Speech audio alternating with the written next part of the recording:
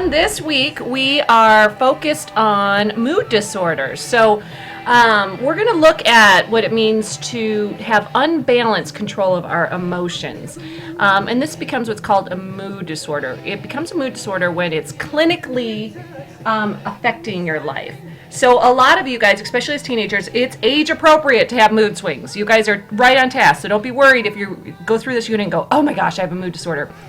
As adolescents, you guys have a bunch of hormonal changes going on that causes mood swings.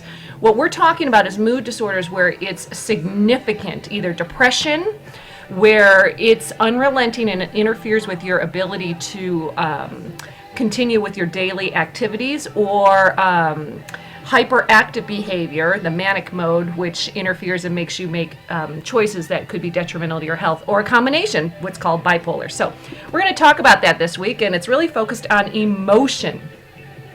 These are affectual orders, A-F-F-E-C-T. These affect your facial affect, how you display your mood to others is called your affect. So this is emotions. This unit's on psychiatric disorders based on emotions that are moving out of control.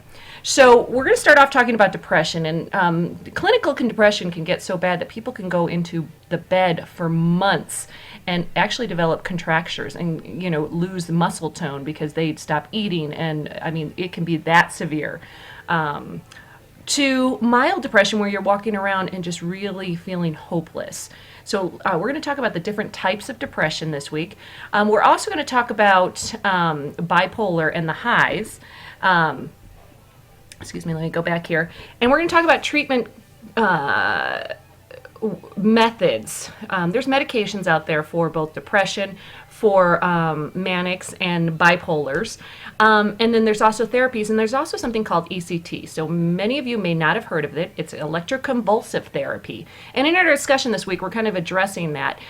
If you have heard of ECT, chances are you've heard of it from like back in the movies like One Flew Over the Cuckoo's Nest, back when it was very aggressive and scary, and they didn't really know what they were doing, and they just were shocking them.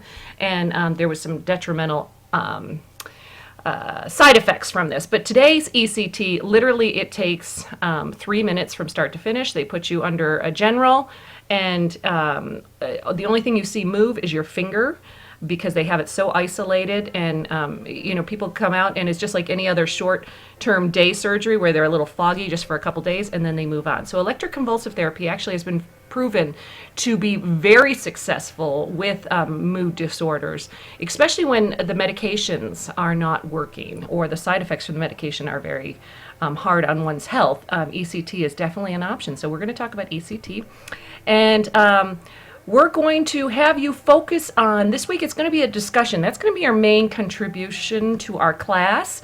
And I really want you guys to take the time to think about mood disorders and how you view people with mood disorders, what your experience is. Maybe you've had a friend, maybe yourself, maybe someone in your family. And if you feel comfortable, let's share about that and be open to it. Let's talk about things like ECT. And then you guys are going to have quizzes and exams. So you don't have papers this week. I'm kind of giving you a break from papers and assignments.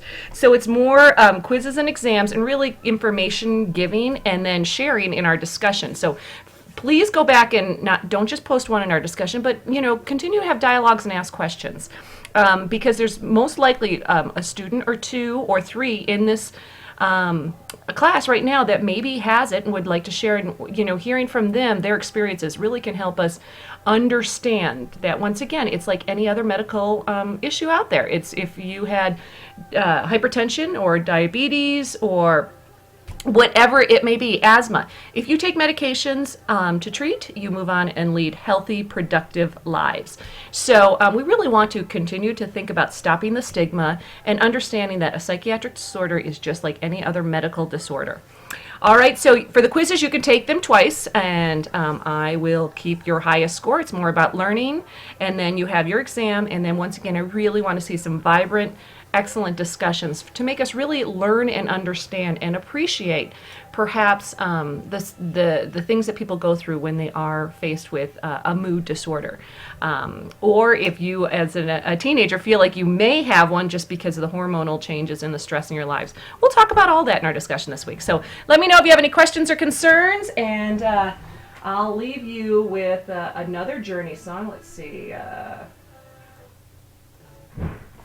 We'll go out with this one. It's the way you need it, any way you want it.